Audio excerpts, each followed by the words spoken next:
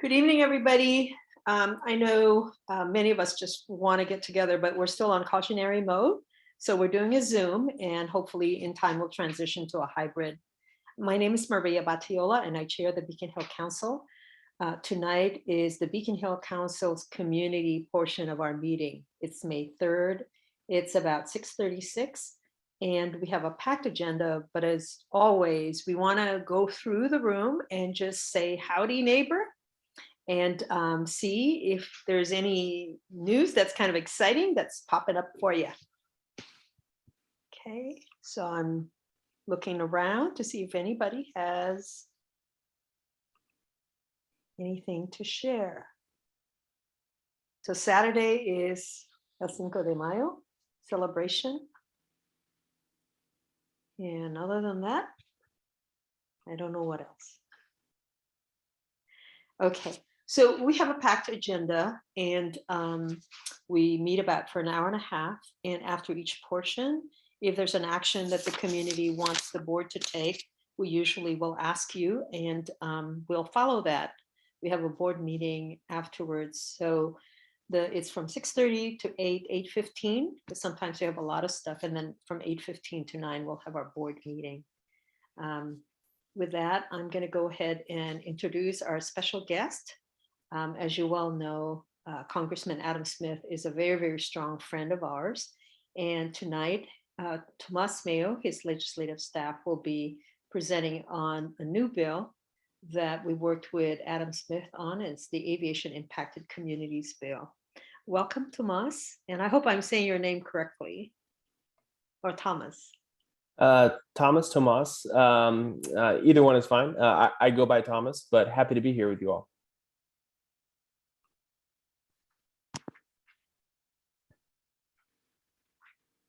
And Maria, did you want me to just begin?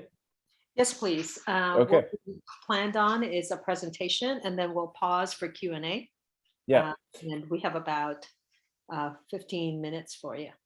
Okay, yeah, and I don't have a presentation to share my screen. I was going to tick through the bill that we're working on, and then just open it up to you all for a Q&A, if there is any. So for those of you who don't know me, my name is Thomas Mayo. I am one of the legislative assistants for Congressman Smith, working on transportation and aviation issues. I really appreciate the opportunity to be here and to discuss our most recent aviation legislation, the Aviation-Impacted Communities Act, which we're looking to reintroduce the week of May 16th. As Maria had mentioned, both she and Sheila were super helpful in our office before I was in the role that I'm in now, working with my predecessor, Amanda Wyma Bradley, on getting this bill situated where it is today, where it really helps those who need it most in the community. So the last time we introduced this legislation was back in February 2020, just before the pandemic hit. I believe it was February 28th is whenever we introduced it last. But the goal here with this bill is to require the FAA to work closely with aviation-impacted communities on issues related to noise, trying to assist folks in receiving mitigation outside of the FAA's, outside of the FAA's modeled noise contours, and give aviation-impacted communities the ability to directly petition the FAA for studies to be conducted and action plans on solving their issues. Specifically, this bill does several things. One, establish a new aviation-impacted communities designation for areas suffering from excessive noise or environmental impacts. Two, establish a process to bring together airport operators, designated community leaders, public health and environmental experts, and the FAA to discuss solutions. Three, require the appropriate FAA representatives to attend community board meetings and respond to community questions and concerns about issues involving in aviation or the FAA when requested. Four, allow communities to petition the FAA for comprehensive impact studies and require the FAA develop action plans to respond to communities' concerns and the recommendations for mitigation provided in the impact studies. 5, expand the availability of mitigation funding for aviation impacted communities outside of the current 65 DNL contours. And lastly, 6, establish a sustainable ongoing revenue stream for relief efforts and noise insulation in the bill through funding from increases in revenue to the Airport and Airways Trust Fund. Those are the key points of the bill. Whenever we introduced this previously, we didn't get a ton of movement on it in Congress. We had 18 co-sponsors, all Democrats. As you know, Congressman Smith is a member of the Quiet Skies Caucus, where we work to promote issues related to noise, emissions, and other issues that impact folks who live nearby airports or are under the air flight pathways. So once we reintroduce, we will work with our partners to really try to push this again this year, because we know it is needed in the community. So yeah, that's the bill we have. This is, and to be clear, this is the we didn't change any of the language. We didn't add anything to it from what we introduced previously in 2020. It's the exact same bill, and we're hoping to get more support for it this time around. That's all I have. Happy to answer any questions anyone has. Yeah.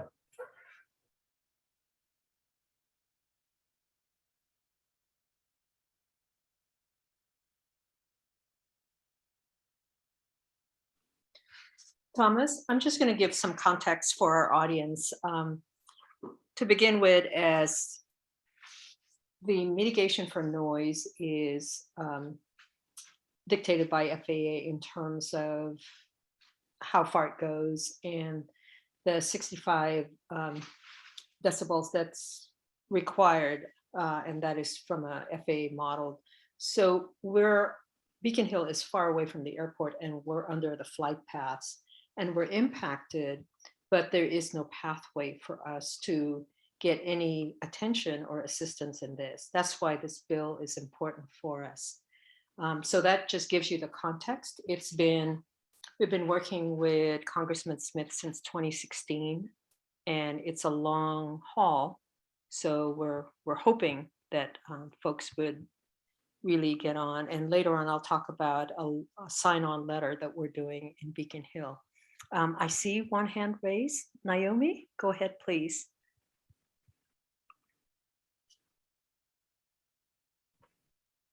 Thank you so much. Thanks, Thomas Mayo, for this bill. Thank you to the representative's office for this. I'm here to talk about an environmental issue where just south of Beacon Hill, where the port is proposing to remove an estimated or to develop land on an estimated 107 acres of mostly tree covered land, 31 acres inside North SeaTac Park. So I'm wondering, and this would be a terrible hit for this community, which already is suffering severe environmental health disparities, and the health department has said we need more trees. So what are the chances for passage of this bill, and what are the chances for interim help while this bill is in the process of trying to be passed for kind of emerging crisis situations like this one? Yeah, we remain hopeful that we will be able to get it passed. It is difficult to predict kind of what that road will look like. If there's an opportunity to get portions of the bill enacted, all I can guarantee is that we will certainly work with all of our partners, kind of leveraging, our position within the Quiet Skies Caucus to work with our colleagues to try to push it forward.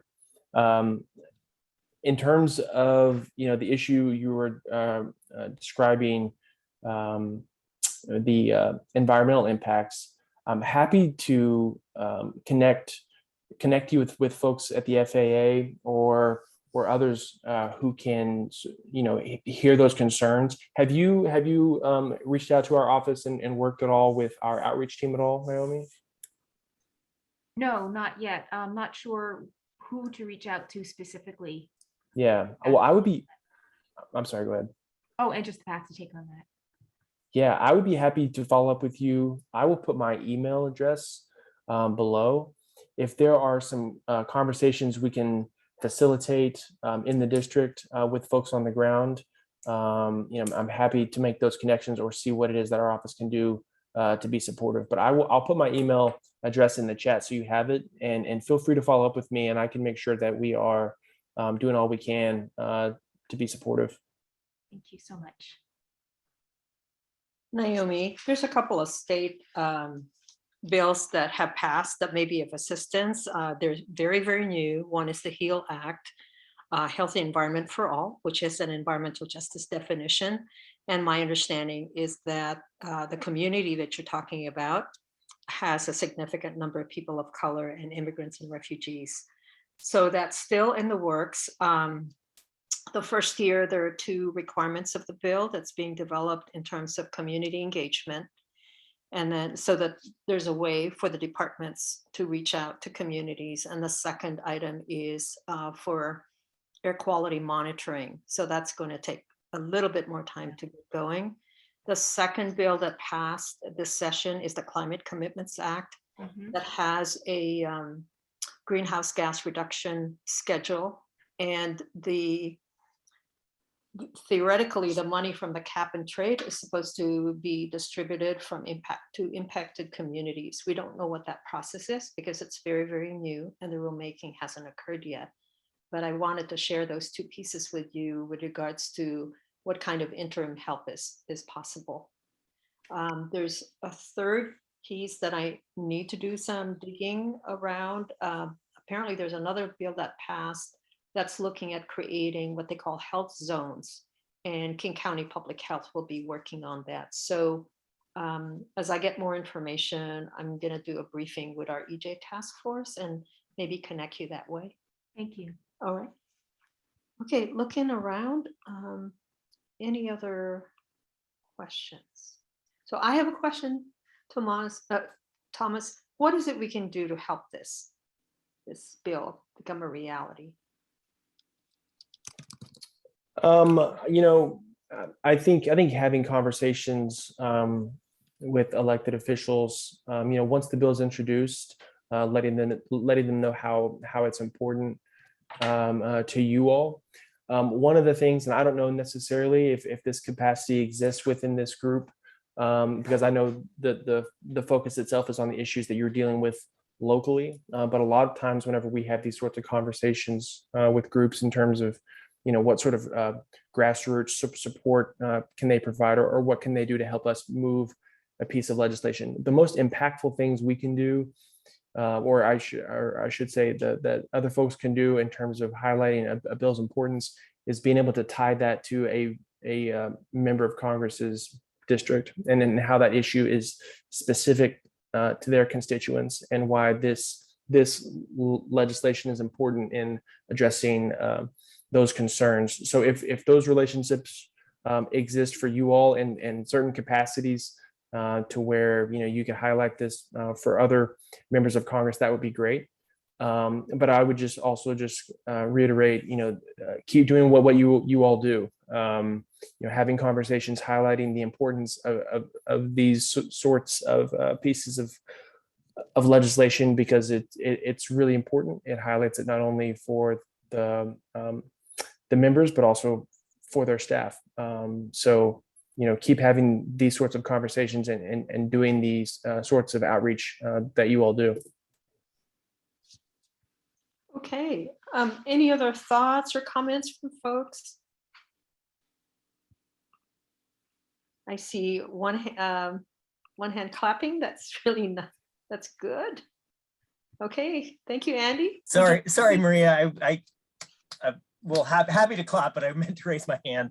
Oh, I just wanted to thank you, Thomas, for coming tonight to share this legislation. I just wanted to note that I reached out to our federal government affairs manager, Eric Schinfeld, in advance of this meeting, just to get a few words from the port on this. And I just wanted to let folks know that this is one of many bills that the START Federal Policy Working Group has worked directly with Adam Smith's office on to provide, technical review and advice on. And this is one that the full START Federal Working Group has fully endorsed. So I just wanted folks to know that this is something that the port is working in conjunction with the START members and Representative Smith's office on.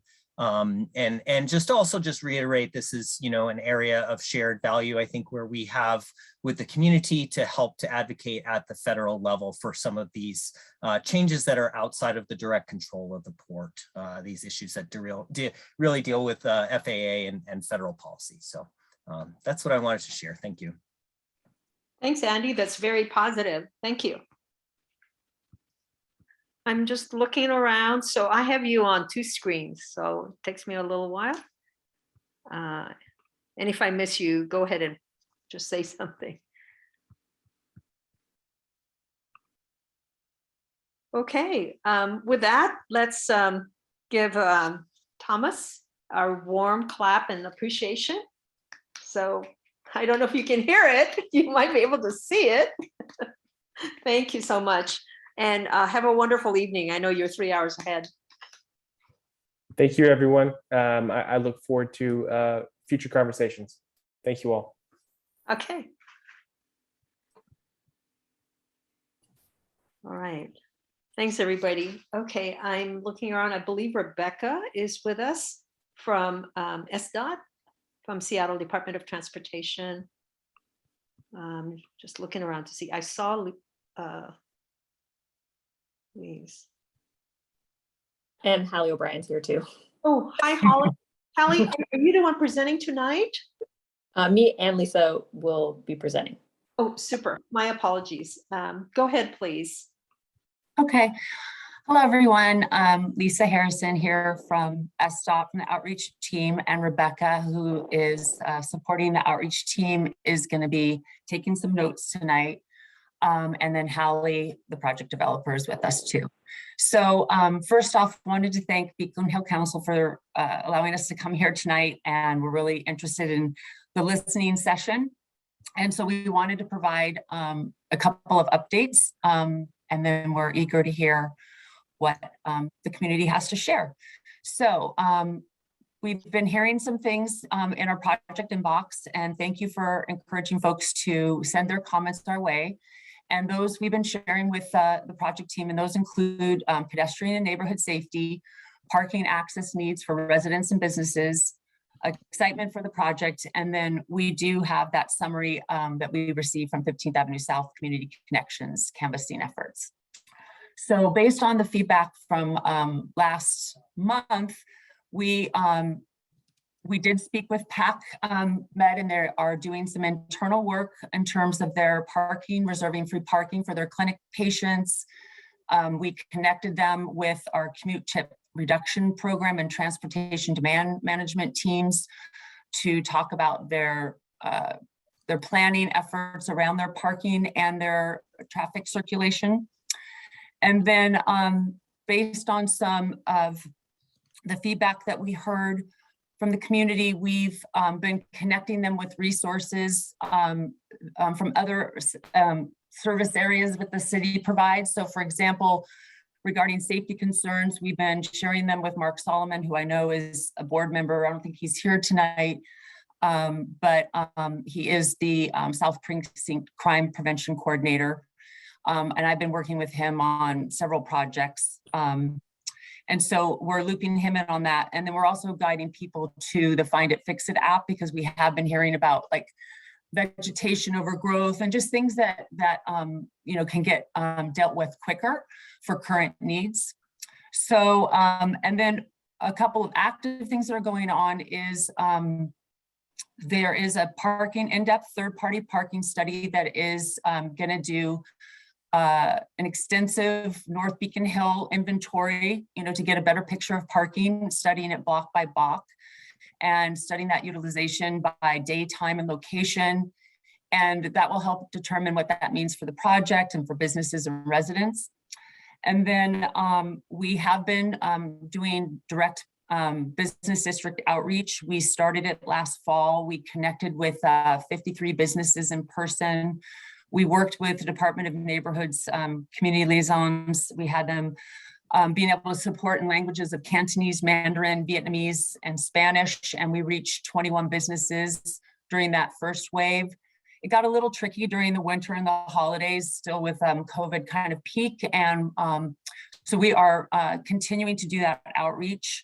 We've probably talked to about 70 folks right now in the business district, but we're working on that. And then we're making plans and for outreach efforts when we come back out to the community. So those are kind of the updates that we have for the project. And I don't have the agenda right in front of me, and that I don't know if we're holding a Q&A until after the community presentation, or is it Q&A right now? Lisa, we're going to have Q&A so people can retain the information. Let me start the ball rolling. You mentioned a third-party inventory parking study. What does that mean, and how long does it take? So Hallie will speak to that. Yeah, so that means that we're using a consultant who's going to do an in-depth analysis of most of North Beacon Hill neighborhood streets, and the parking analysis is going to go not just on 15th Avenue South, but also onto 14th and 13th, and then down the hill kind of to 17th Avenue as a border as well, and then also kind of capture block uses, handicap parking, how many car share vehicles are using spots along the corridor, loading zones, garage access. So we're going to capture all of that in kind of a third party representative count. And then we're also going to look at not just, like a couple hours, but we're going to do an hour by hour kind of dissection of, each hour's utilization, and we'll have a big report on kind of the whole neighborhood stretch. Do you have a sense of how long that's going to take? We have our consultants working on it right now, and they're pretty quick. So I would say about a month out. Okay. I see two hands, Peter Combs and then Kalia Carter. Go ahead, please.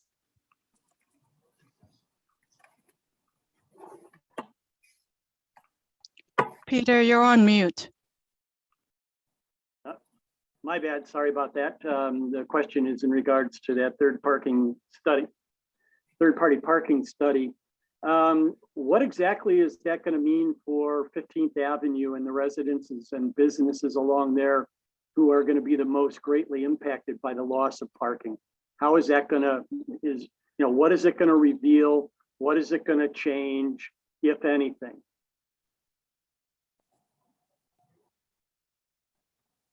I got this one, Lisa. So I think it'll give us a good picture of, if the surrounding neighborhoods can kind of absorb the parking from 15th Avenue South in a realistic sense. Also, we're planning on doing one-to-one outreach with residents directly affected by parking loss and businesses too. Kalia, and then Roseanne, and then Jerry. Yeah, hi, can you hear me? My question is kind of similar to Peter's. Essentially, I was just going to say, what types of results are you guys looking for, and how exactly will the data affect your designs and the project overall? So looking at the data that we get back will kind of help us, answer questions that you guys have right now at this meeting. And, like if parking removal can be absorbed, how far people are trying to walk to get to their residences, questions like that. And then also kind of like what the uses for the curb space are right now, also kind of looking at things like trash pickup and what day of the week that happens, if that affects curb space, you know, how, details like that.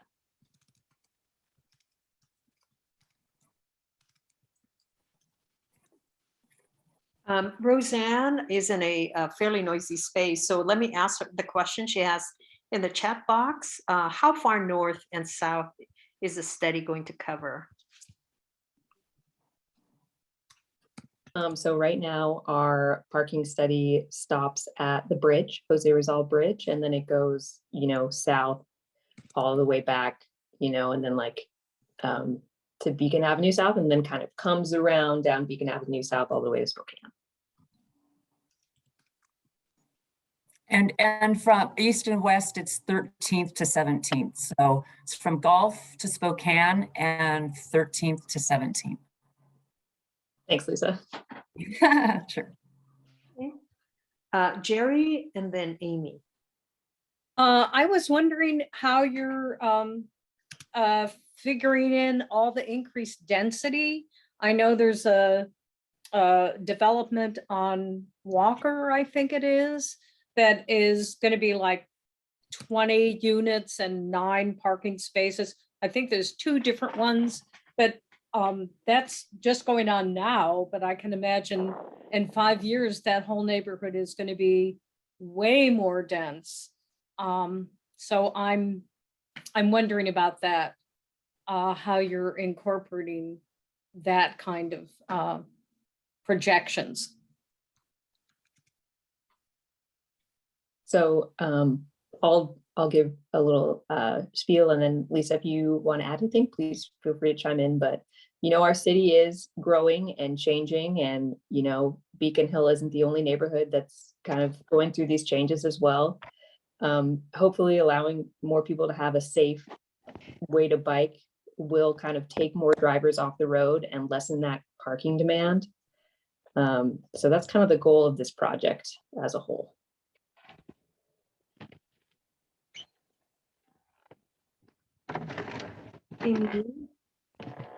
Yes, I have a question. Will you be doing side streets as well? I live close to 15th Avenue and our side street is really packed. So are you be looking at side streets closer to Bayview by the business community? And also I think I agree with Jerry, there are going to be more development, especially at the Beacon Avenue and 14th or 15th Avenue. There's some really large apartment complexes coming up.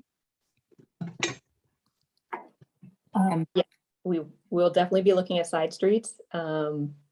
Like kind of just imagine like a giant blob around all of like the project study area, going out like 4 blocks in each direction, kind of just all encompassing study. Alleys, yes, exactly. And I know Beacon, some folks have last month mentioned alleys as well. So yeah, we like that.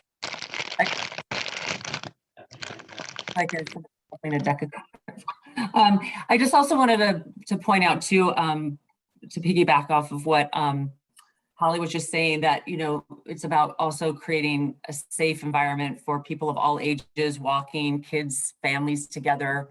So there is the goal of, you know, that all around the city. Okay. Myra? Yeah, I live on 14th, just outside of the RPZ zone, which was created because it's within the light rail zone.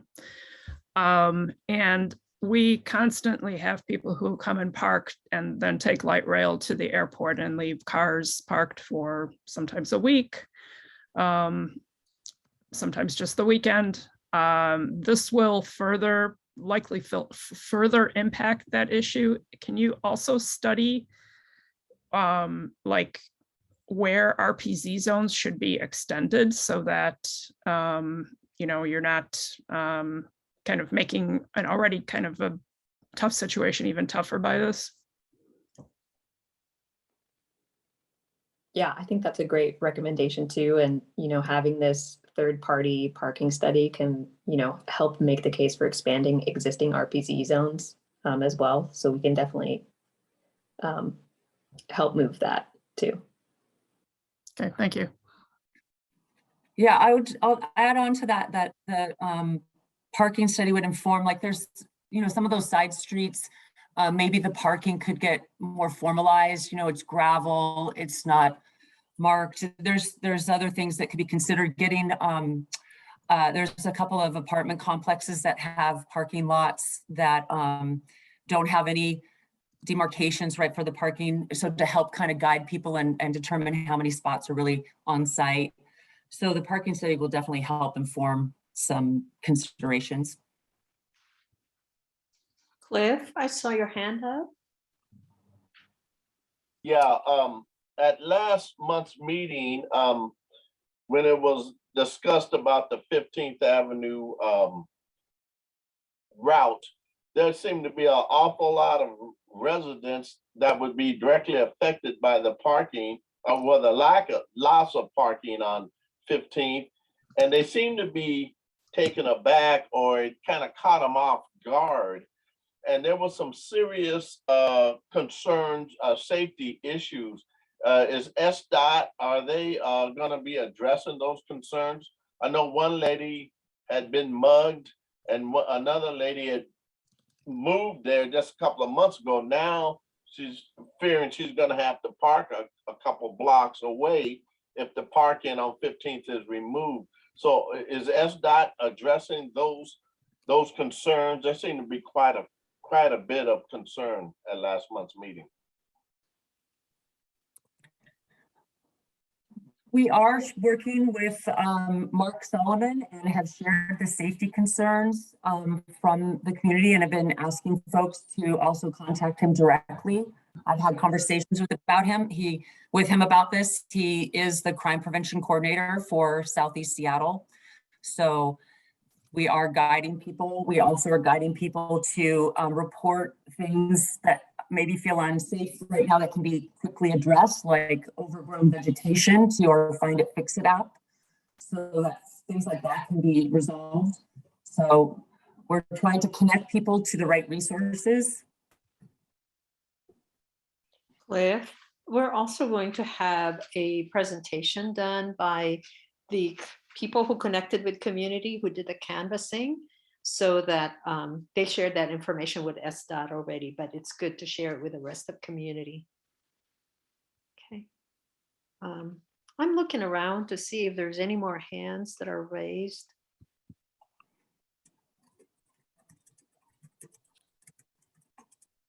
Well, I just want to say to Haley and to Lisa that we appreciate your listening, because I see that you've acted on some of the items that were brought up last time, and we would like to hold the space for you at the Beacon Hill Council so the conversation can continue. Is that going to work for you? Oh, excuse me, Myra, I saw your hand up. Myra, do you have a question? Oh, sorry, I forgot to lower it. Okay, sorry about that. Anyway, is that going to work for you guys so that we can have this continuing conversation?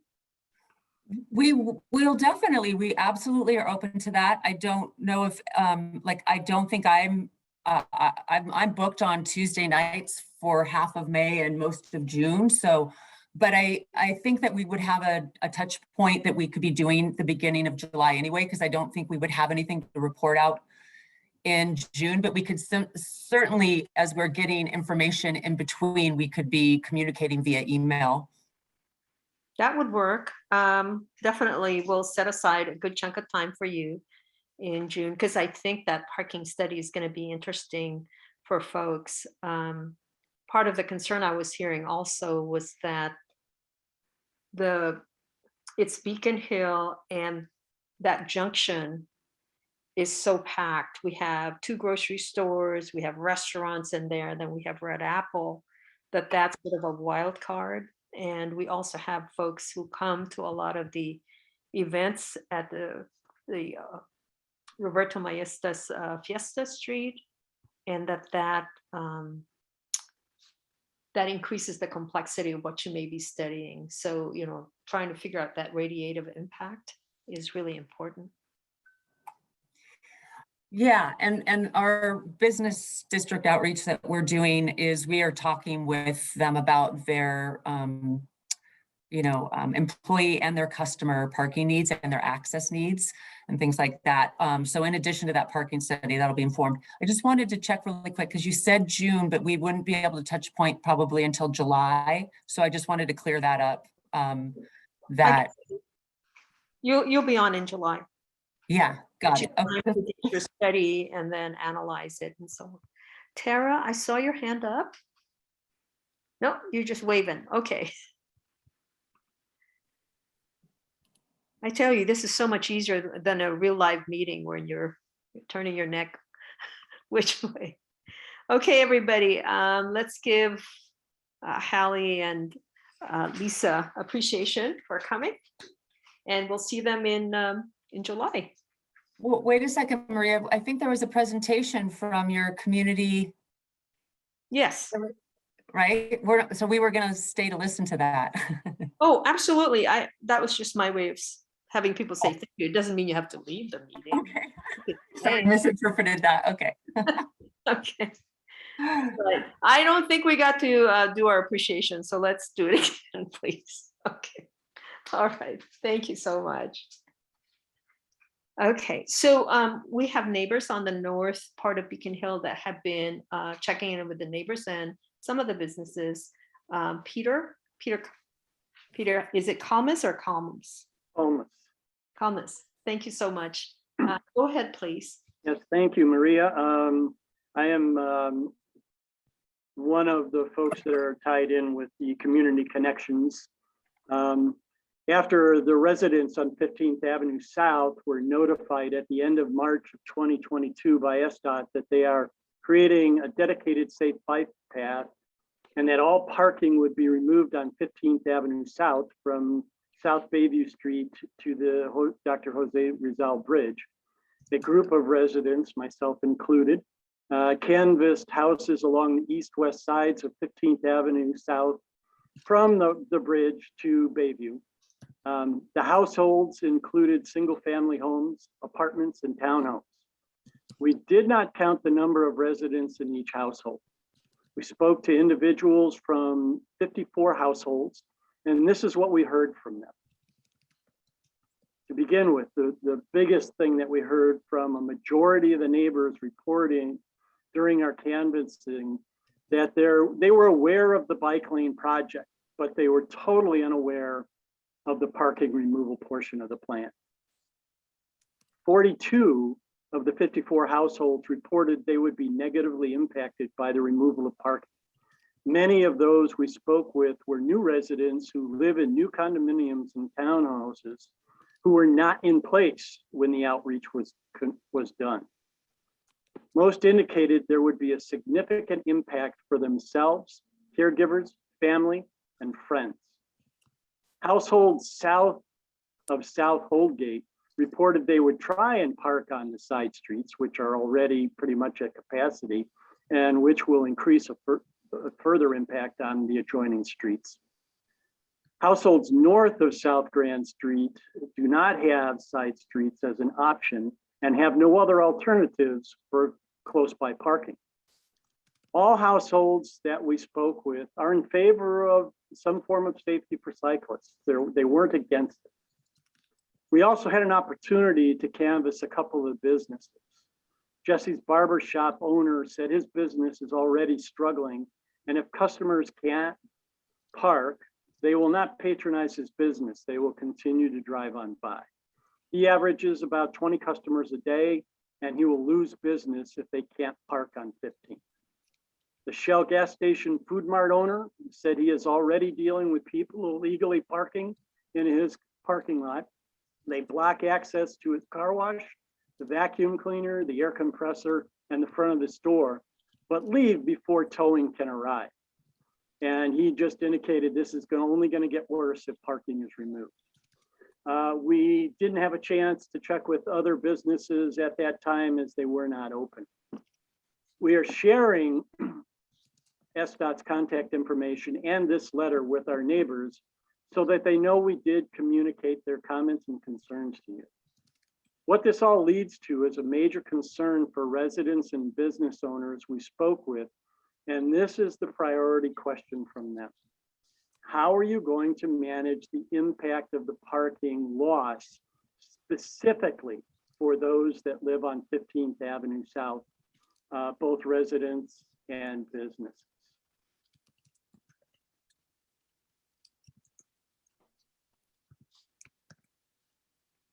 Any comment? Peter, just checking in. When did you guys send the information to SDOT?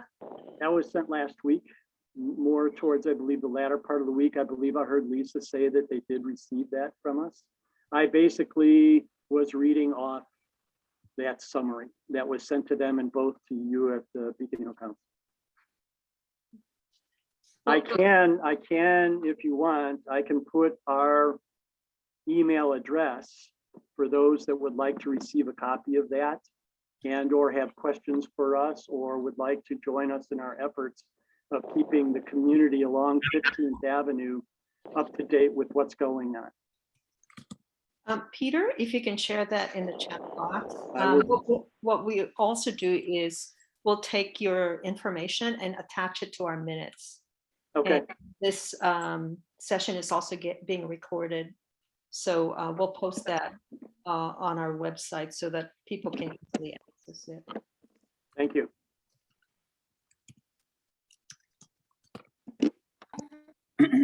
Regarding the, we did get the email on Friday around noon and I shared it with the project team. And I did hear back that we wanted to see, I got the feedback that it would be very helpful to get the information and the questions that you shared with the people that you talked with so that we can better understand the feedback that was provided. I believe we can probably come up with that. It was a very informal survey, nothing scientific about it in nature. It was more of just a get to know people, approach them from the perspective of, are you aware of the fact that there's a bike lane going in? Absolutely, everybody was aware of it. And then the secondary portion of the question was, are you aware of the fact that all of the parking on 15th Avenue is going away?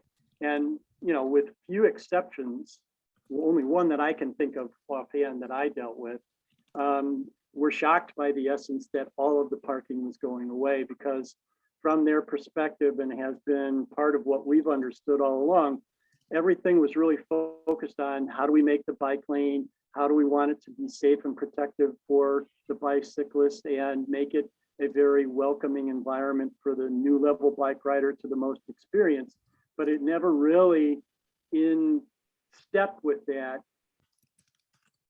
spoke to the impact of what it would do to the people that live, the businesses as well, that live on 15th Avenue and have not the capacity of parking anymore once the bike lane goes in, which affects themselves, family members, care services, deliveries, et cetera, et cetera, et cetera. And I think it's fair to say that community is not being asked to do scientific work that we pay with our taxes the government to do. So, you know, the outreach is appropriate. And I think all you can do, like you said, is to share it with Lisa and Holly. Sure. I'm looking around to see if there's other questions.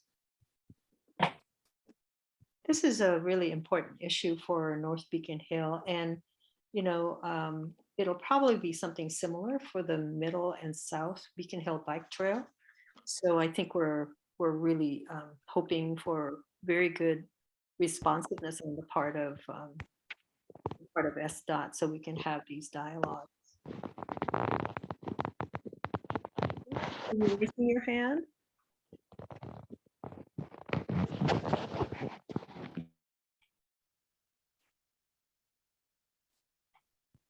Cliff, go ahead, please. Yeah, what he just said is basically kind of like the way I read it from the people who talked last month, that they were aware of the bicycle lane, but they were totally taken aback when they found out how the parking was going to be affected, or lack of, or removal of parking. So my question would be is, how was the outreach from SDOT to these people when, because SDOT said they talked to a ton of people on the 15th Avenue corridor. How were they approached from SDOT to the point where was it made clear to them that parking would be removed? I have some questions about that, seeing that a lot of people were really taken back by that, according to what Peter said. What I'm going to do is ask for Lisa and Hallie to respond to you, and they can send the material and we can connect them with you, Cliff. My apologies. I'm looking at the time. We're at 7:21. We're about running 15 minutes late, and we have 3 more presentations. Is that going to work for you, Cliff? Well, hey, I think I think it'd be better addressed to Peter. He's the one to talk to everybody. But yeah, I'm fine. I was just throwing a question out there to him. Yeah. Okay, that's going to work. So, But I mean, that's what we do. I definitely have some concerns. Yeah. Okay, I appreciate it. Okay, looking around. All right. Thank you, Peter. Really appreciate it. Please thank the other neighbors who worked on that project from us. Thank you. Thank you. Appreciate it. Yeah. Okay, we're going to move forward, and we're running a little bit late, but we want to do a good job. So we're going to bring in what we call new business about trees and green space. We have a Naomi Maxwell, who is with the Defenders of North SeaTac Park Consensus. And Naomi, my apologies, you only have 5 minutes, so just hang there, and you can always include the presentation in the minutes. Okay, go ahead, please. Okay, well, thank you very much. Good evening. Hi, everybody. And thank you to Beacon Hill Council for standing up for the health of and our health and the environment, and for standing up for environmental justice in our communities. And thank you too for opening this forum to my words tonight, especially in this packed schedule. I've timed it to get within 5 minutes, so it should fit in there. And thank you also to the council for being an organizational signer of the Community Forest Consensus. I'm here to tell you about the consensus and to invite all of you to sign it. This is a document created by a group that I belong to, as Maria mentioned, Defenders of North SeaTac Park. It responds to proposals by the Port of Seattle to commercially develop an estimated 107 plus acres of land that is now mostly tree covered in the community near the airport that's a few miles south of Beacon Hill. 31 of these acres would be inside of North SeaTac Park. This is a 200-acre urban oasis that's 4 miles south of Seattle. It was created in the 1970s and 80s to compensate area residents for airport impacts. So far, the consensus has been signed by nearly 1,400 community members, including 5 city council members and 22 organizations and businesses. It calls for permanently securing all of North SeaTac Park as a park, as well as for a moratorium on additional deforestation by the port on public lands within 2 miles of the airport till there's a comprehensive plan in place to ensure that our community has an adequate and healthful and a just level of tree canopy. So this is an environmental justice issue as well as an ecological one. Public Health Seattle and King County finds that within 10 miles of the airport, and that's your neighborhood and ours, lifespans are shorter, more children are born prematurely and underweight, more children have learning problems, and all residents suffer a heightened risk of a wide range of diseases like asthma and diabetes. And airport pollution is found to be directly responsible for much of this impact, and the severity of that increases as you get closer to the airport. This unfortunate scenario is, of course, not news to many of us here.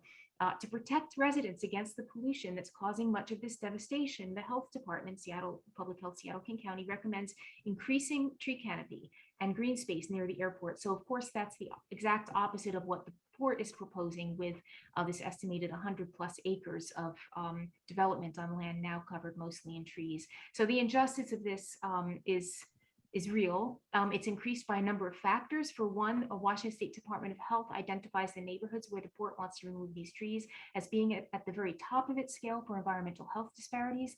These communities have much higher percentage than the balance of the county, people of color, people of lower income, people new to the country, those with vulnerable health status.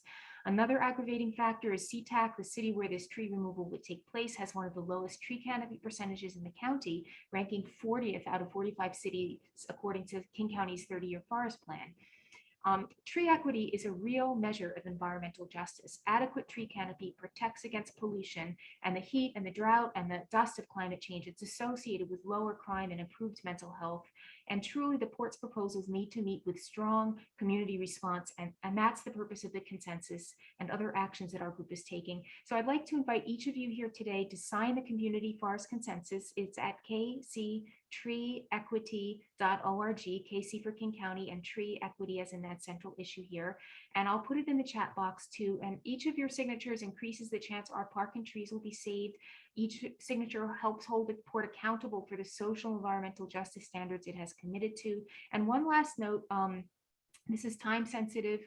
We're expecting things to be happening in the fall or winter. Our 5 elected port commissioners, they do have the authority to prevent this miscarriage of environmental justice.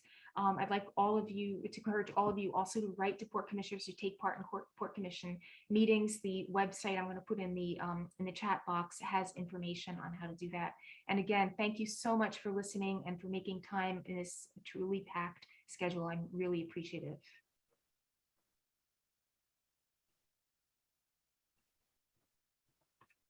And if there are any questions, please let me know. Just FYI, everybody, when Naomi's talking about environmental justice, SeaTac, the 2020 census shows 31,454 people, 39% people of, 61.8% people of color, and 39% immigrants and refugees. So I'm looking around to see if there might be any questions. All right, so we're going to have more conversations with Naomi offline because we share issues. We also have canopy issues over in Beacon Hill. All right, thank you so much, Naomi. You did it. You made it in that much time. I did it in 5 minutes. Okay, well, thank you so much, everyone, for listening. I really appreciate it. Thanks for having me. Super. Okay. Again, moving along the lines of trees and green space, we have another group of neighbors up at the north end who took a look at the 17th and Walker development. So we're going to get briefing by Andrew Abian. Did I say your name correctly? Abian? You're muted. Please unmute yourself. Unmuted. Am I unmuted now? Yes. Okay, great. You can hear me. Yeah, thank you very much for having us on. And yeah, and to share a little bit about what's happening in our neighborhood. I heard it come up earlier when you were talking about the, and one of the previous speakers was talking about all the development that's happening right now. Specifically, I actually have some slides to share with you, so that might help kind of situate what's going on for everybody. Let me see if I can share this. Share and okay. Okay, so we live up here. I'm at 18th and South College, and you know, as I've been here for 25 years, there's been a lot of development happening over the past. Yeah, and we're all aware of all the development that's happening, and we're all welcoming this new development in many ways. You know, with increased density, there's a lot of benefits that are coming to our neighborhood. It's been more dynamic. There's just more opportunities for our kids, and it's becoming more walkable as well.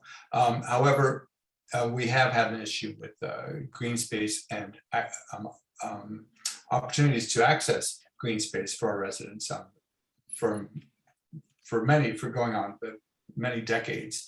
And this area in particular, you know, because of its topography, makes it particularly challenging for people to easily access, for many people to access green and recreational space.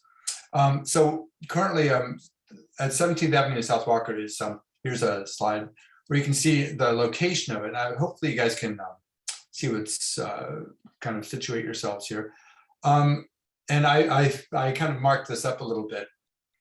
So the star is actually 17th Avenue in South Walker. It's currently a Star City block that really only has one house on it and a couple of outbuildings. Otherwise, it's very much undeveloped, and there's quite a bit of, there's some open space at the top of it, and there's a tree canopy.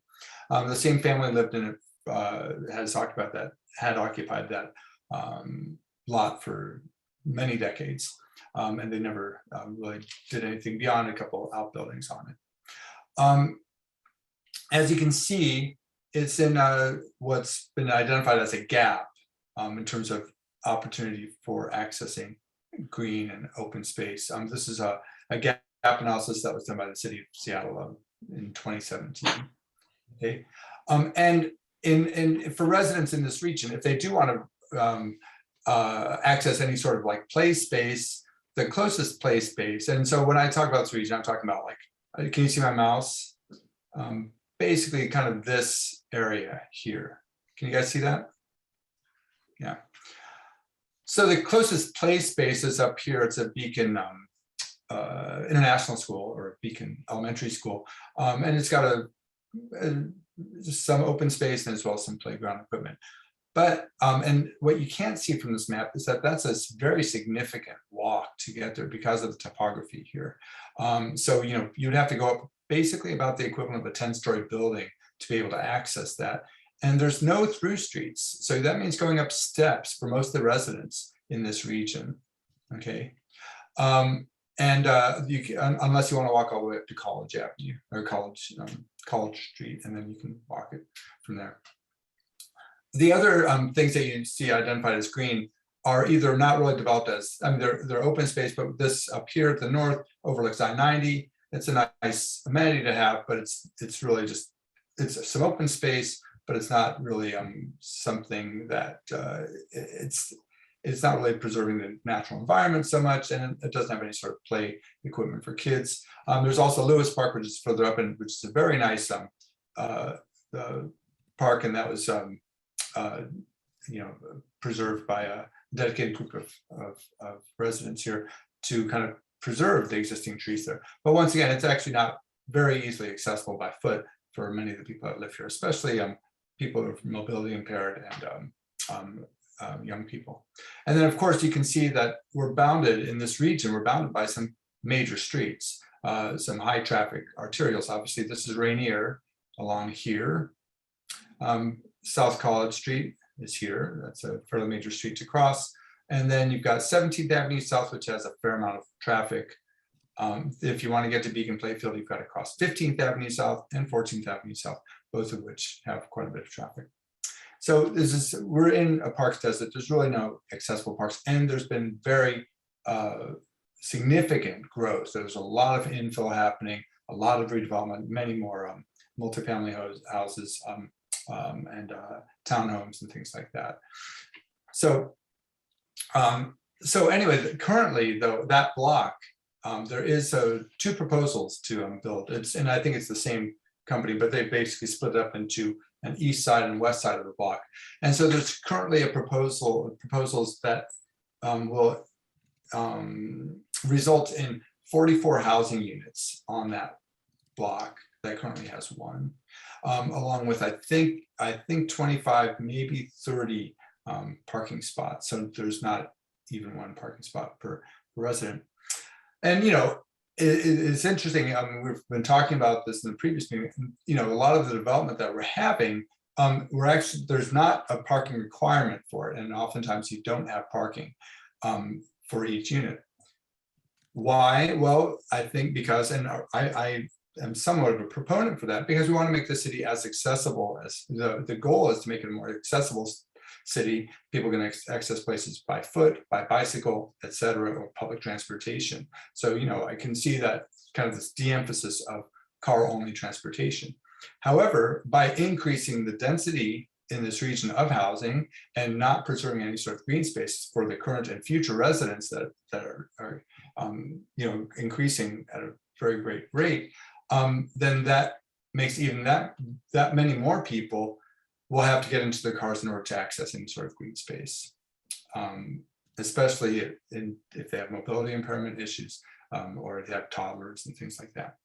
So currently, this property represents some of the only existing green space left in the neighborhood.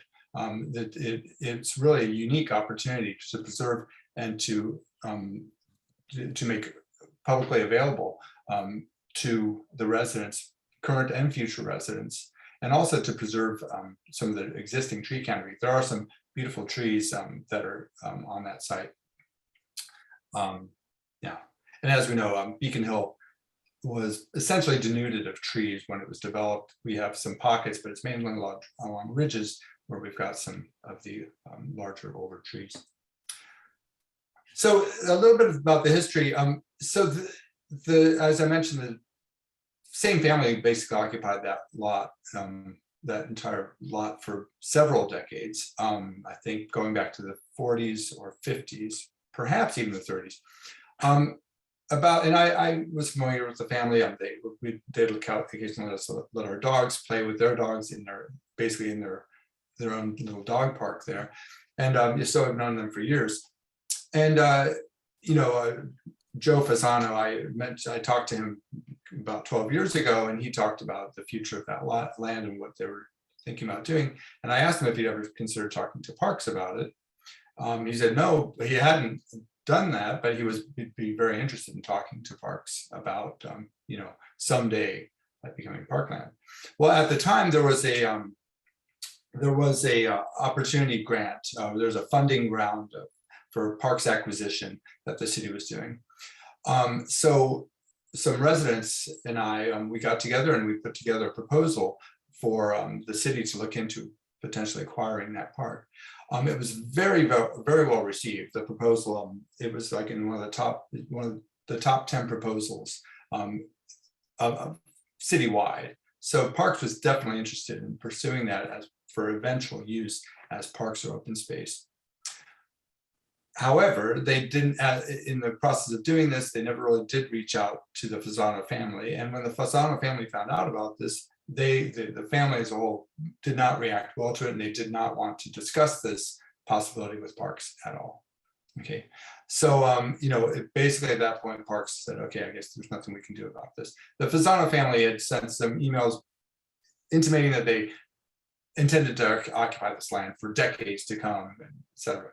Well, anyway, 12 years later, Big Joe unfortunately Joe Fasano passed away last year, 2 years ago, and the families decided to go ahead and put it on the market apparently. And so there's now a current proposal to develop the entire block. I'll just point out, let's see, I've got another, so this is another reminder about the kind of the situation that we're in right now. Here's a visual of that block. This photo is a few years old, so you don't see the new development that's occurred, but you can see the block itself. So you can see there's quite a bit of trees. There is some open space in the center, and the houses down here at the southern and the southeastern part of the block, and then there are a couple of outbuildings. Now it's on a very steep slope. There's actually steps that go from along South Walker Street from 18th Avenue South to the cul-de-sac here. And then if you go along the cul-de-sac towards 17th Avenue South, there's another series of steps to get up to 16th Avenue South, another cul-de-sac up there. So you can see it's very steep terrain. The site itself has some very steep drop-offs towards 18th Avenue South, towards South Hill Street, and even towards 17th Avenue South. So it's, the edges, the perimeters of it are pretty steep, but there is some open flat space there at the top. But yeah, and what you also can't see is that there's been a lot of infill in this area. It's all been rezoned for, I think now it's RSL, which means that you're going to have several units per existing parking lot, housing lot potentially. So it's already happening. If you go across the street, well, if you can see my mouse here, this empty lot that used to be a garden and an orchard, it's got 5 units on it right now. And then the lot just to the north of that, which was also owned by the Fasanos, it's slated for development for 6 units. So this block just to the south, which used to have, I think, about 7 units total, will be more than doubling in just the next few years. So we've had new residents. It's generally the neighbors and I want to stress, we're not NIMBY. We're actually welcoming a lot of this development and the increased density, and that's a great thing. But great cities require great, accessible and preserved open spaces as well for the new residents. Okay. My next slide. Yeah, here's the this is how the lot is divided up. So this is, you see highlighted here. There's actually 10 city. This would have been residential, I think, or single family 6,000 or 5,000 square foot lots. So this is how it's platted out. Some of these would be very challenging to build on because of the topography. And currently the only one that has any sort of housing unit is that southeastern lot, as I mentioned, and then these other two lots have some outbuildings on them. One thing I didn't mention was there actually was a mudslide about 20 years ago onto 18th Avenue South. So it is, and it's a slide prone area. It's, I think, considered environmentally critical condition right now in terms of danger of slides, etc. Anyway, but there are two site proposals up there, and Simon Knophaus and I and several other residents, neighbors, were very interested in this possibility, and so we took upon ourselves to make comments and to encourage other neighbors to comment on the proposed developments. I think it's currently in land use planning. I'm not sure how this all works. As far as I know, it's still owned by the estate, by the Fasano estate, but I'm not sure if they have a contract with some developer for eventual acquisition. But anyway, so we did encourage a lot of our neighbors to comment on the proposals, and there was a very good response to that. And I think I'll have a link. I can include links. The proposals are, the comments are still open. So if any of you would like to comment on it, you still can. And there's been some excellent, like really detailed comments on both proposals. I'll just give you a quick summary. Oops. So these are the two site, permit proposals.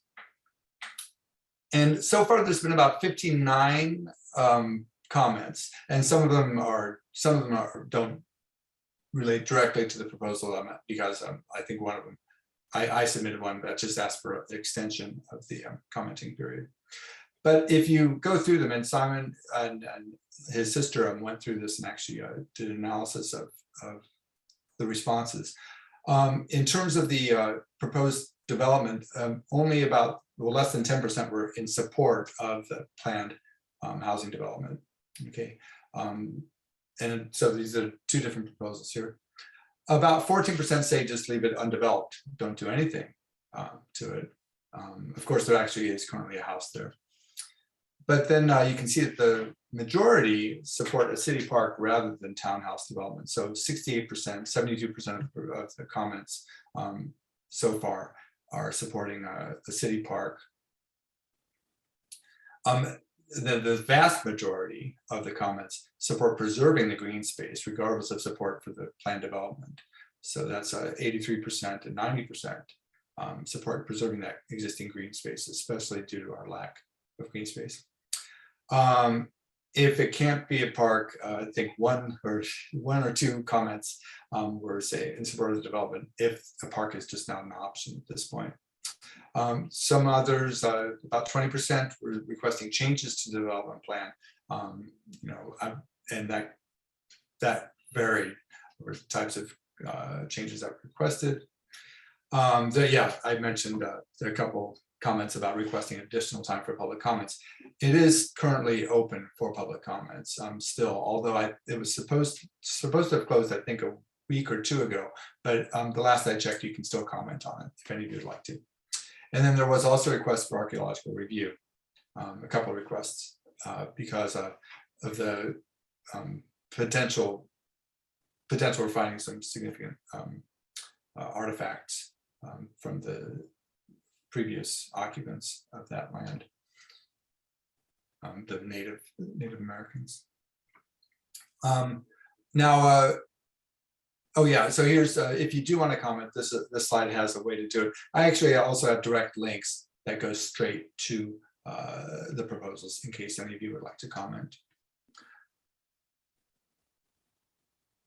So the neighbors have contacted Jonathan Gardner from Seattle Department of Construction and Inspection. I'm not sure exactly what the process is. I mean, we've submitted our comments. I'm not sure if the city will act on that at all. But they have contacted Jonathan Gardner. He's working to set up a public meeting, probably in early June. And I don't have any more information than that, but perhaps Simon and maybe Maria also will have some information about that. And let's see, what else do we have? Yeah, and currently, so it's been me and Simon who've been kind of working towards seeing what we can do as a community to preserve and perhaps use this space for the current and future residents in order to make it to provide much needed recreational and green space for the residents. So we're doing what we can. We're not sure. We're hoping that eventually it could be acquired by the city of Seattle somehow. We're not sure what the funding mechanism would be, but it could be a potential park and green space for future residents.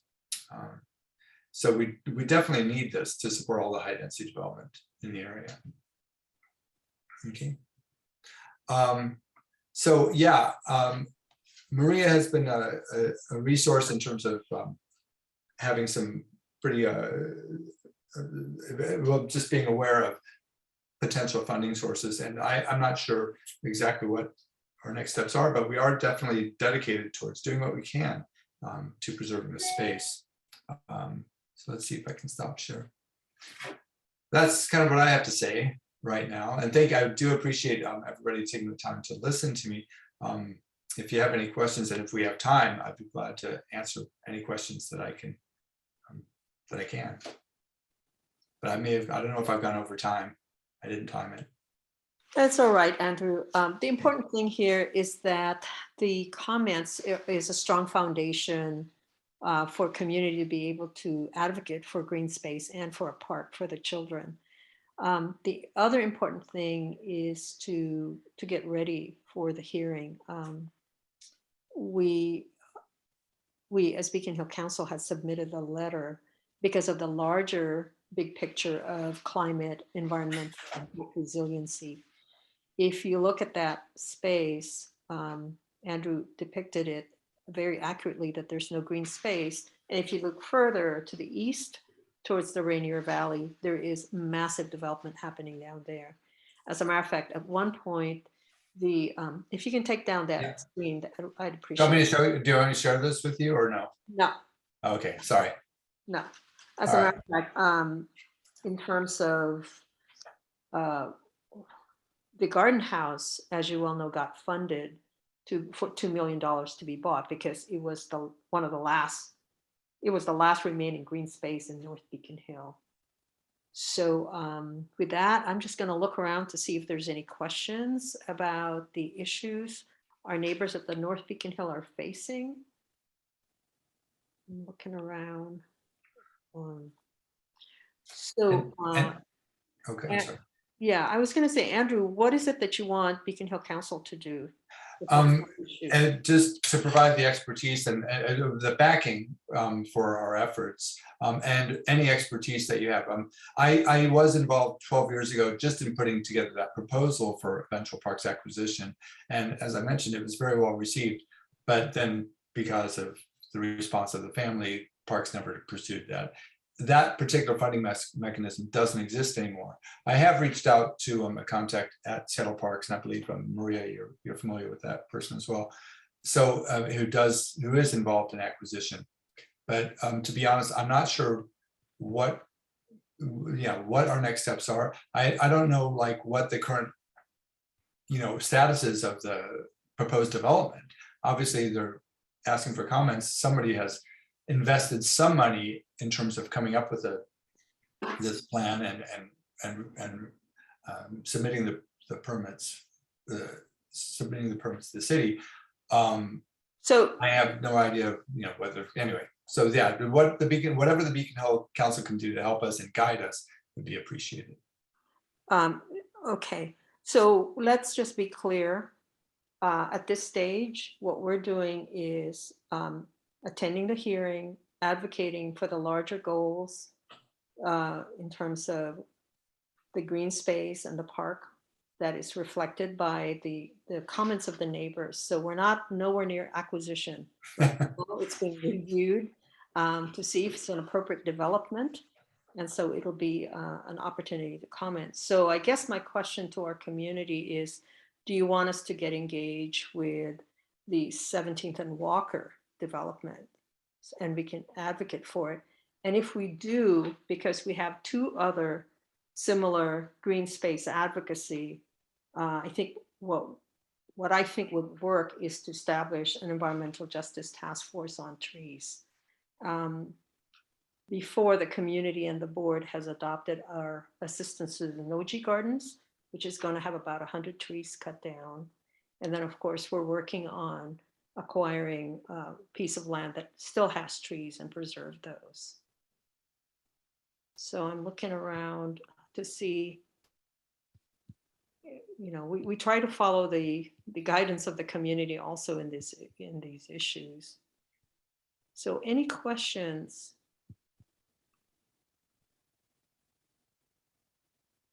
Okay, I'm not seeing any.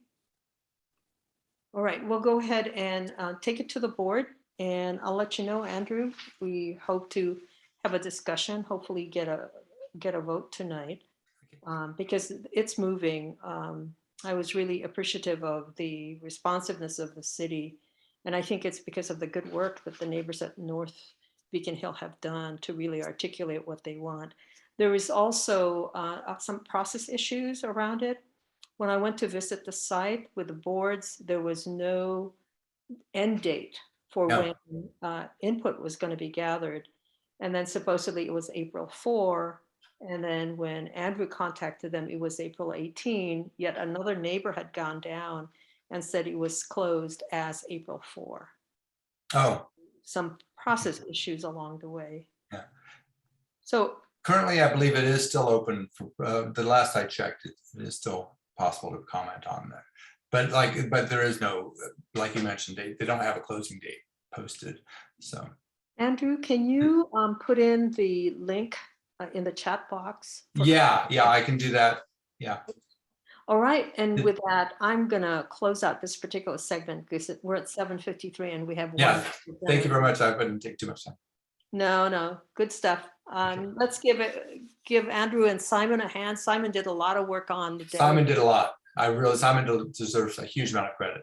There you go. I see Simon also. Thank you so much. Thank you. Okay, we're going to transition. There's a big picture that we need to really understand the process. It's called redistricting. The state redistricting, I had a conversation with Senator Hasegawa, who's a very, very strong advocate and ally for us. And he has been districted out of Beacon Hill. So we need to find out what else is going on. However, the city of Seattle itself is going through that. And as you well know, the council members have represent specific districts. So I'm looking around, and I believe you're co-hosted. I just want to make sure, Elsa, are you ready? So Elsa is going to give us a briefing on what that process is, and there's lots of opportunities coming up for folks to be involved. But also, if you want us to host a meeting on redistricting, we can do that too with the city partners. Go ahead, Elsa. Thank you so much, Maria, for having us and me and my whole team. I am very excited to be here Tuesday night talking about redistricting. Let's see if we can get you engaged for the next 10 minutes. So as Maria said, my name is Elsa Batres-Boni. I work for the city of Seattle. I'm the staff liaison for the Seattle Redistricting Commission. I just went to check right now, and apparently our website is down, but you can find us at seattleredistricting.gov. And I'm going to be sharing with you my presentation. I think I'm able to do that. Can you let me know if you are looking at my presentation? I came from another one, so I'm at the end of this one. So it says info session. Great. Okay, so what I am going to be talking to you about is about this redistricting process. The state had a lot of attention. There's a lot of media and still going on. King County and the state went around the same time, and the city of Seattle is going now. So what is redistricting and how does it impact your community? As you all know, the city of Seattle is divided by 7 district council districts, and we have 9 council members. 7 of those city council members are representing each city council, and 2 of them represent the city at large. So by 2023, it's going to be a fun year in terms of local elections, because each one of those 7 city council positions will be vacant. And either the current council members will be running for re-election, or you will have new candidates also running for those positions. To just give you a visual of it, that means that for all district councils, except one for Teresa Mosqueda and Sarah Nelson will be, their position will be vacant. So what does this mean? What is redistricting? So most city government or most body government in the country go through this process after the decennial census. And this is to reflect the population per district. So the districts as they are right now, they were formed after the 2010 census, representing the population, because each one of them has the same amount of people by about 1%. This is the very first time that the city of Seattle is going through this process with a commission. And that's why we are going through different community meetings, council groups to share the process. This is, as you remember, the city of Seattle voted to go into this system of new districts in 2013 and was adopted in 2017. So this is all new for the city, and that's why most of us haven't been involved in this process. So what does this mean? What does this actually mean? So the way that the city changes its districts and this process will determine who represents you in city council. That's pretty much what this is. So what's needed for redistricting? So there's 5 elements that you need to do redistricting. You need the census results to know how many people are in the city. You need a commission. This commission is made out of 5 Seattle residents. They were appointed 2 by the previous mayor, and 2 by council, and the 4 of them appointed a 5th one. So these are Seattle citizens who are doing this as volunteers. They have a small stipend, but they do that for a whole year. They need to follow rules or written by Seattle Charter. They need mapping tools and GIS expertise, as well as the public participation. So this 5 elements is what's needed for redistricting. This is just a sample of the commission, who they are. These are 5 individuals who will be making decisions in the lines of the new districts for the next 10 years. And you can read more about them and their experience, excuse me, with the city. They have been working since last November on a series of principles and guidelines. What they want to make sure is that that they want to be as transparent as possible. They meet every Tuesday from 12:30 to 1. And the idea is for them they've been putting together from understanding the process to hiring the GIS, and they put together some examples of maps that people can look at on our website. What are those rules that are written in the charter? So each one of those districts, as they are right now, a map in the right, right now, with the orange lines are the current districts. Each one of those districts, as I said, have to be compact and contiguous, meaning you cannot take a little piece of District 7 and then add it with District 1 or pieces here. They have to be one chunk of land. They have to have approximately the same amount of population by 1%. And I'll go into detail about the data for Seattle. They have to follow existing boundaries. That means that the districts cannot change radically. But they have to recognize waterways and geographic boundaries when they are, and they have to recognize communities and neighborhoods. So if at any point any of these lines will cross or divide a community, how will this impact? Is this okay? Is this not okay? Some communities may want to be represented by 2 different council members, or some of them want to be represented just by 1. This is the type of information that the commission wants to hear directly from the public.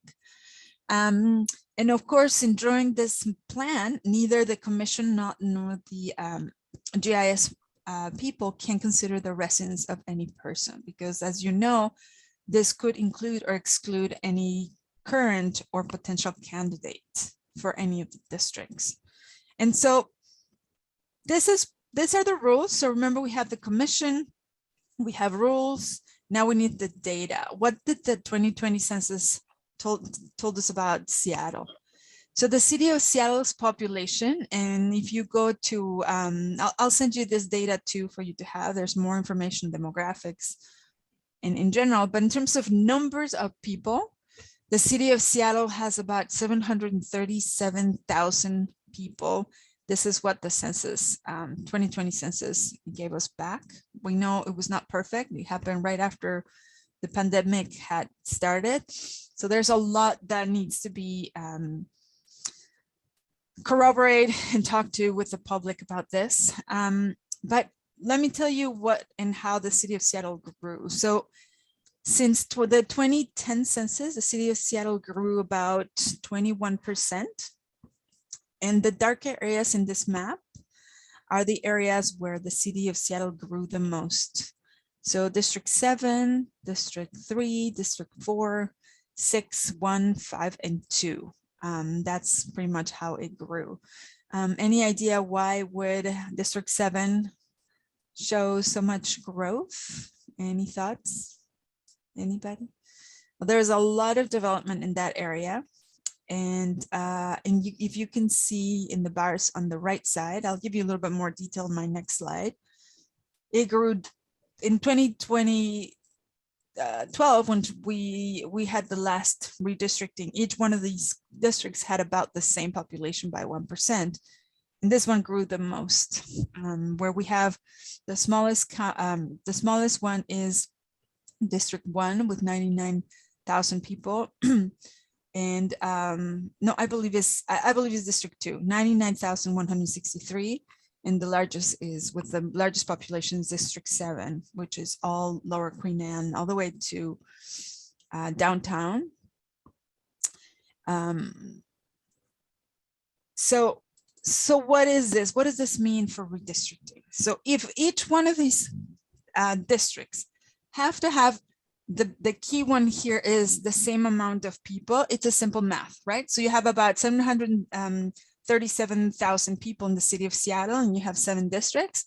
You divide them by 7, and so what do you have? So you have a simple math that says that the final population per district has to be about 105,000 people per district.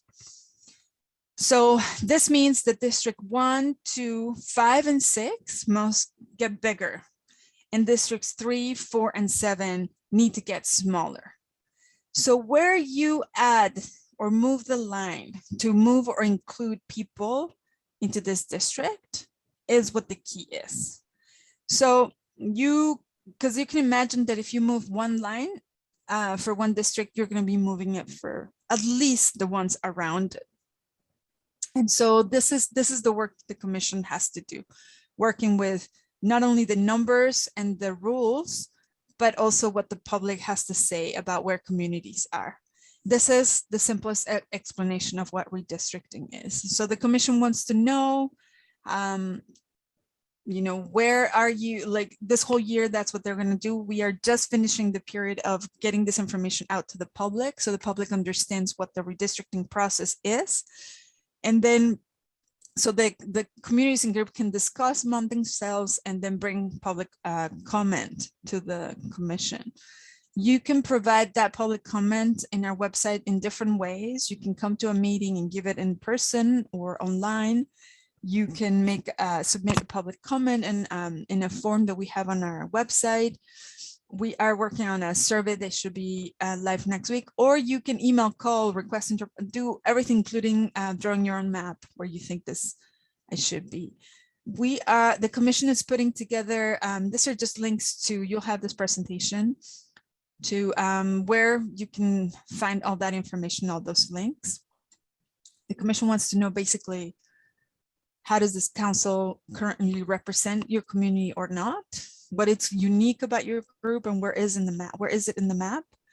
And how could this draft maps that I'll show you in a second can impact you? So also the commission is going to be having, by law, they have to have at least one public meeting per district.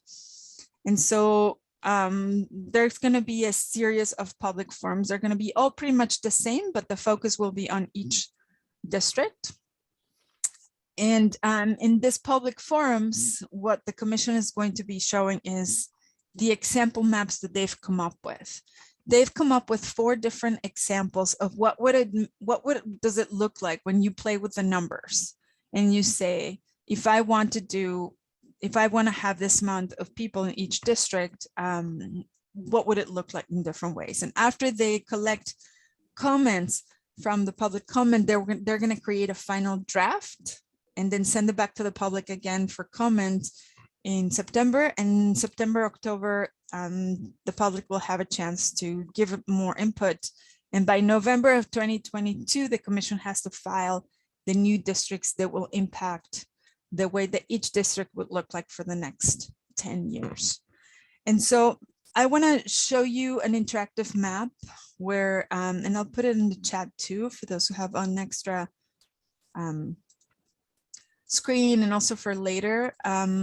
You can see this interactive map that shows you what the potential map could look like. So I'm going to stop sharing and share again. It's just going to take me a minute, and then let me see where I am here. Are you able to see my new screen with a map? I put it in the chat. That's the link. It's an interactive map that shows us in green the current lines, and I believe this council is in District 2. And as you saw, District 1 has to get bigger because this districts are small, and then so is District 2. District 1 only has very limited options to grow. Where is it going to grow? Well, towards east. How east will it go? And will it affect you? So there's this examples. If you click on layers and you go down here, these are some examples. The color ones will show you how far will each district go, for instance. In this case, we have, my computer is acting out a little bit. Oh, there it goes. This is District 1, and the color one, this green, color, and yellow are the new on the proposals.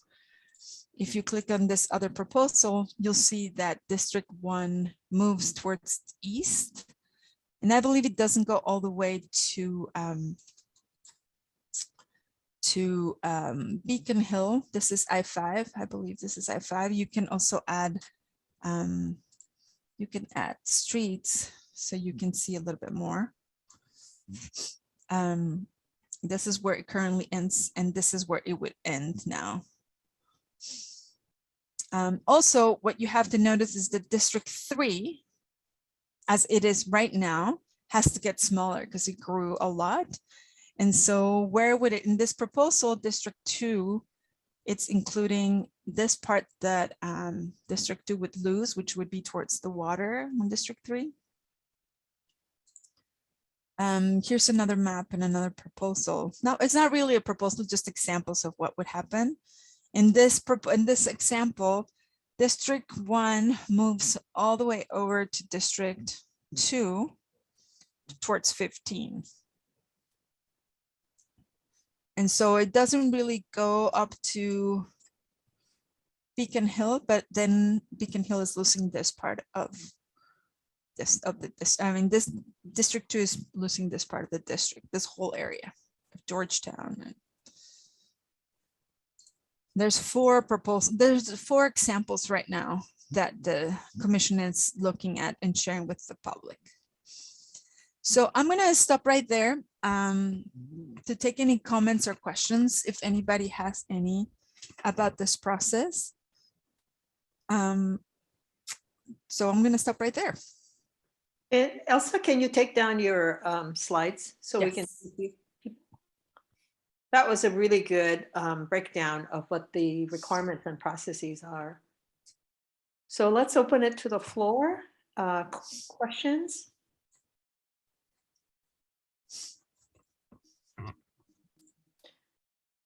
So we have a board meeting afterwards, and we're going to talk about how to approach it if we want to host discussion because of the different kinds of implications for us in terms of, you know, having our communities be intact, recognizing communities and neighborhoods, our environmental justice situation, that kind of stuff. So yes, I appreciate that. And just to let you know that the commission will have the public forum for District 2 on, let me make sure that I give you the right date. These are new, so I don't know them by heart yet, but May District 19th. 2 May 19th is a Thursday from 5:30 to 7:30. We can definitely try to organize another meeting, but if people want to come to that one, but May 19th, you're welcome. And 5 of the commissioners will be attending, and we'll be very grateful if you can spread the word about this event as well. Yes, which is going to include the whole district. And if you have questions, this is not something that we have been, the city of Seattle has not been in the practice of being a part of because it's new. It's the first time that the city of Seattle is doing it with the commission. So it's an opportunity for your council to participate. So Elsa, I don't know if you're familiar with our demographics, but you know, we have about 40% immigrants and refugees, and in the environmental justice realm, when we have been reaching out, we reach out with 6 languages. So we probably need to give you a lot of input in terms of what the outreach is and what the participation would be and how it will be interpreted for the May 19th.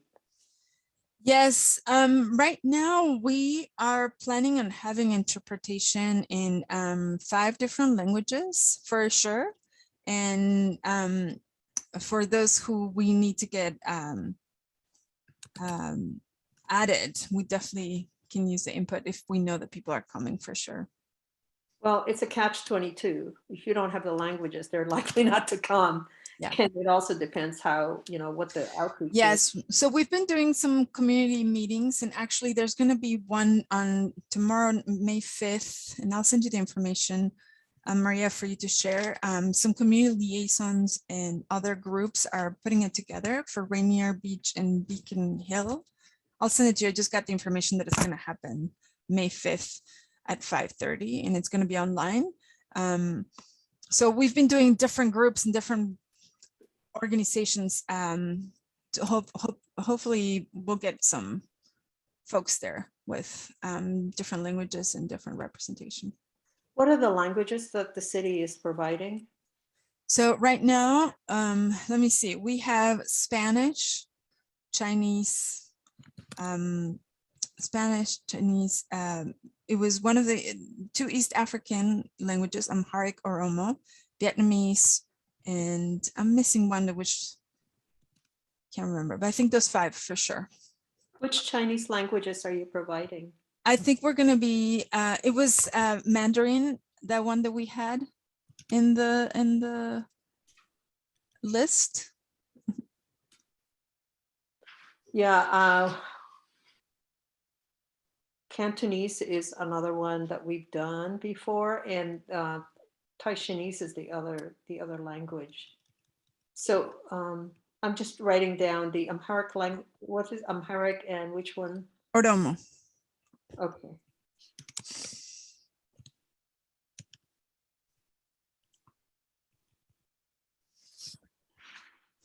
Yeah, community engagement is a real challenge for us, even on the ground, because of our population. So is there somebody that we can work with?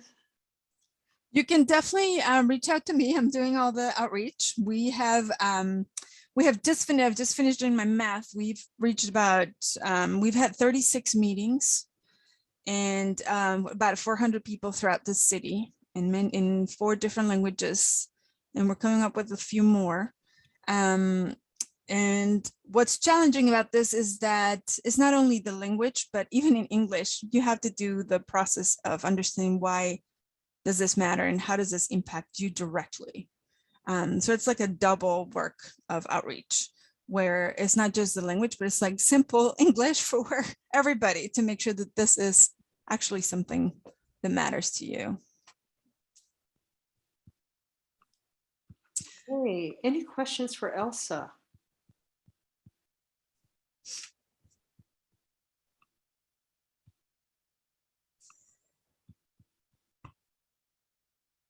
Okay. I No put my question. email right there if anybody has any follow-up, and I will send you this materials for you to share with the group. That's great. I really appreciate it. Thank you so much. Okay, everybody, let's just give a hand to Elsa for coming. This is a big issue for us, you know, so thank you so much. Thank you. All right, everybody, it's 8:17. Any comments or burning stuff from people?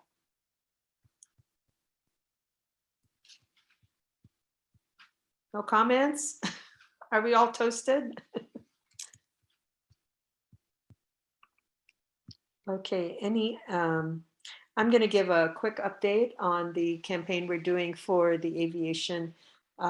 So we hired Christina Chu to organize and do education and do base building in Beacon Hill.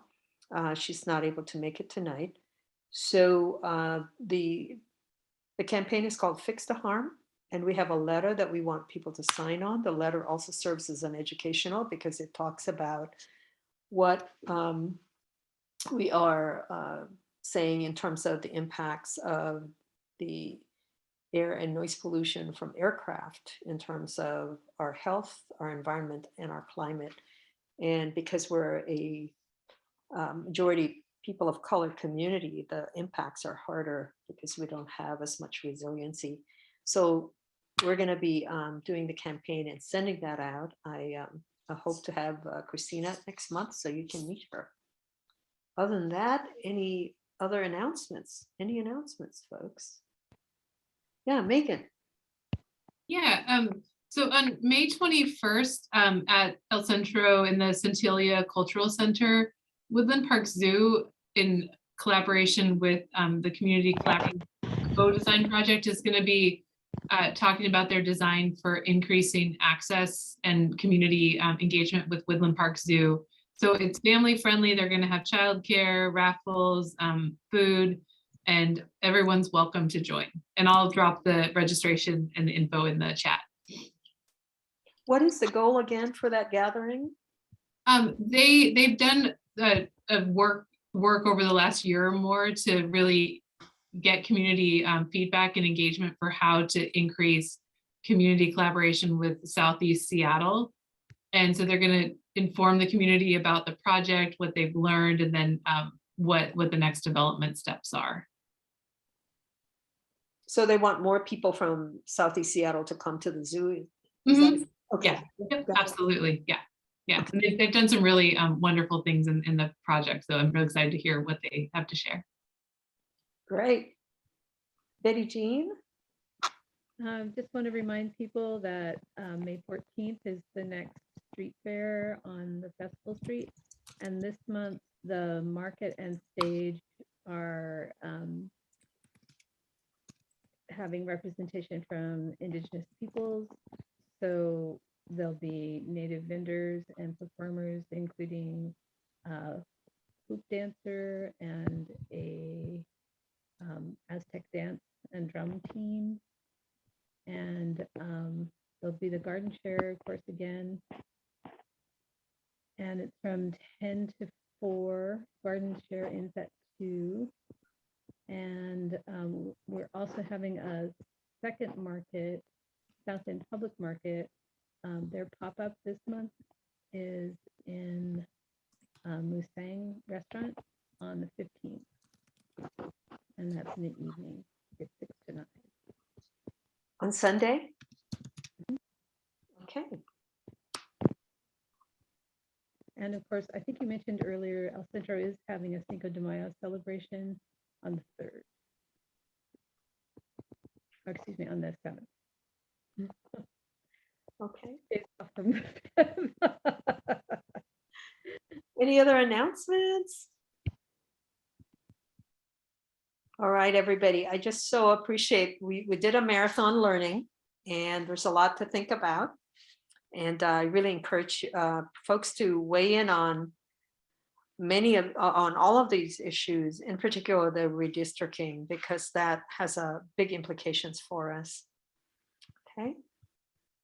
And other than that, shall we say good night? All right. I see, I see hands waving. Let me go. All right. Thank you so much. If the